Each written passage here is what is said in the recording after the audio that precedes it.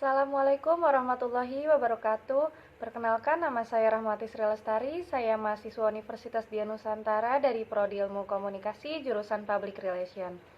Di sini saya membuat video bertujuan guna memenuhi nilai tugas besar dari mata kuliah Public Speaking, yaitu saya mempresentasikan pemahaman saya mengenai tentang Kamus Merdeka dan bagaimana implementasi yang paling ideal untuk kampus Undira. Sebelum masuk ke pembahasan, di sini saya ingin memberitahukan terlebih dahulu bahwa slide presentasi yang saya tampilkan yaitu saya mendapatkannya dari jurnal Bapak Muhammad Thohir yang berjudul Merdeka Belajar Kampus Merdeka pada tahun 2020. Nah, apa sih maksud dari kebijakan Merdeka Belajar atau Kampus Merdeka? Maksud dari Merdeka Belajar di perguruan tinggi yang lebih otonom, prinsipnya perubahan paradigma pendidikan ini agar menjadi lebih otonom dengan kultur pembelajaran yang inovatif. Langsung pada pembahasan, yaitu saya akan menjelaskan terlebih dahulu pokok-pokok kebijakan dari Kampus Merdeka. Yang pertama yaitu adanya pembukaan program studi baru.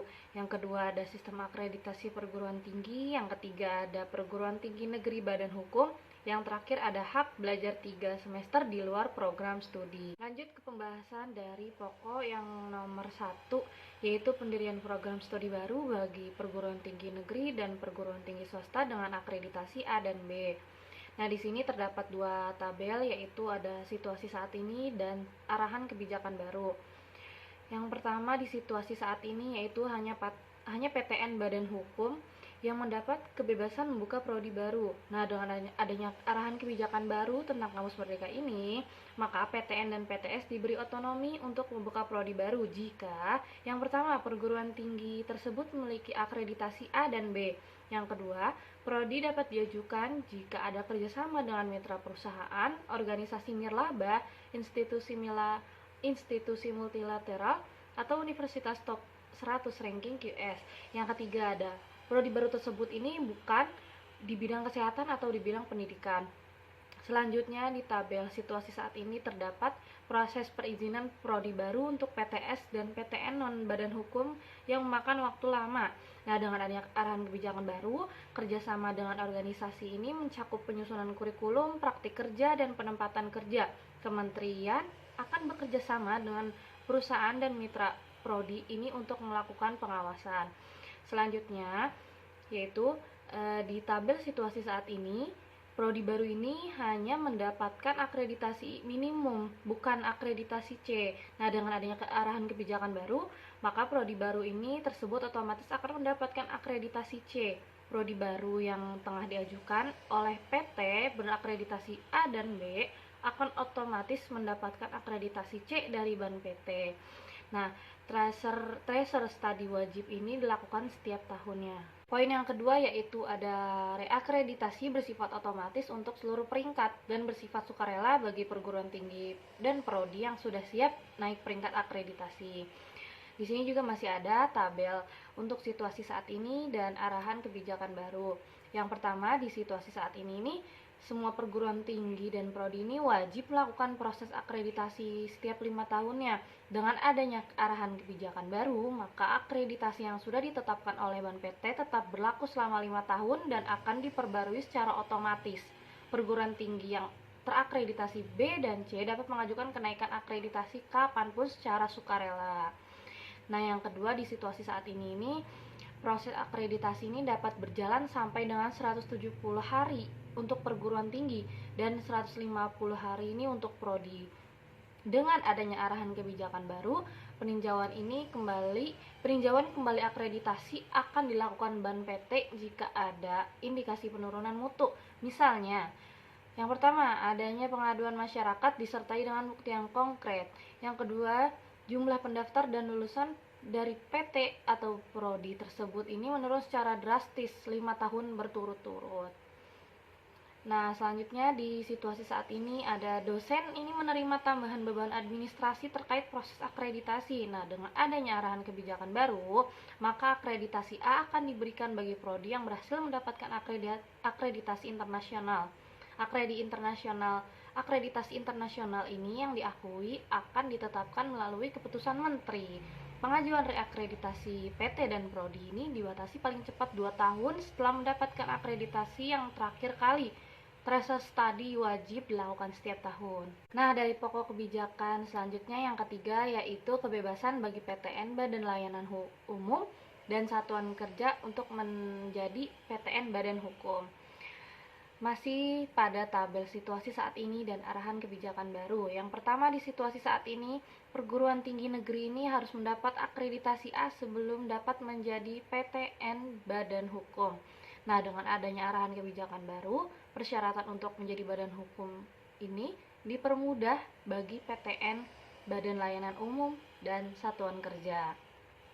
Selanjutnya, yang kedua, di situasi saat ini, mayoritas prodi PTN ini harus akreditasi A sebelum menjadi PTN Badan Hukum. Dengan adanya arahan kebijakan baru, maka PTN Badan Layanan Umum dan Satuan Kerja ini dapat mengajukan perguruan tingginya untuk menjadi badan hukum tanpa ada akreditasi minimum.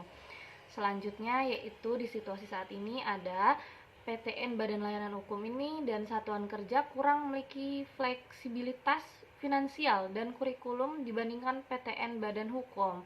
Dengan adanya arahan kebijakan baru, maka PTN dapat mengajukan permohonan menjadi badan hukum kapanpun apabila merasa sudah siap.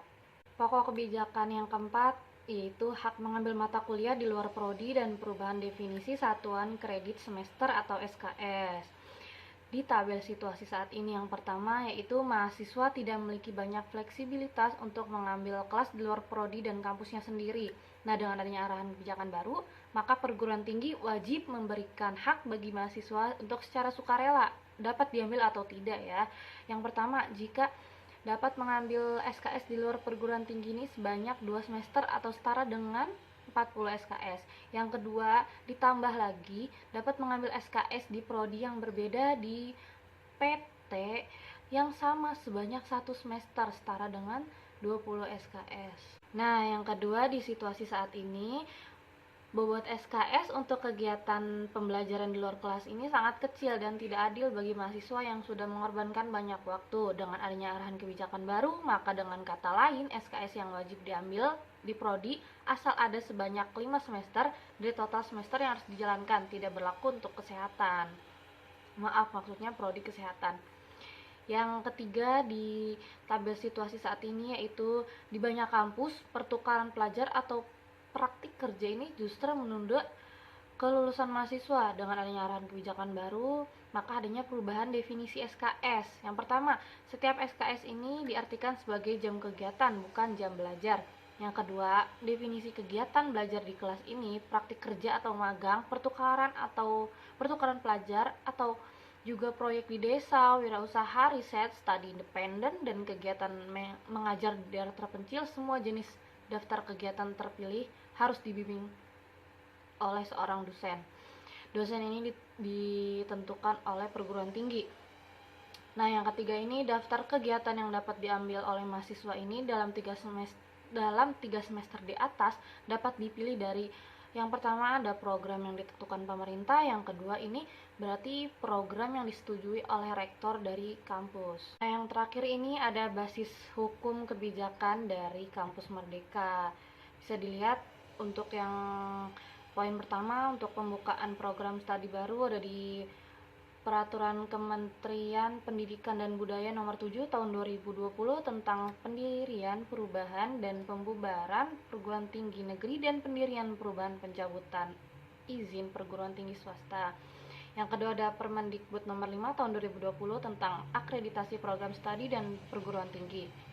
Yang kedua, di poin sistem akreditasi perguruan tinggi ini ada di Peraturan Kementerian Pendidikan Budaya Nomor 5 Tahun 2020 tentang akreditasi program studi dan perguruan tinggi. Yang ketiga, perguruan tinggi negeri badan hukum ada di Peraturan Kementerian Pendidikan dan Kebudayaan di Nomor 4 Tahun 2020 tentang perubahan perguruan tinggi negeri menjadi perguruan tinggi negeri badan hukum.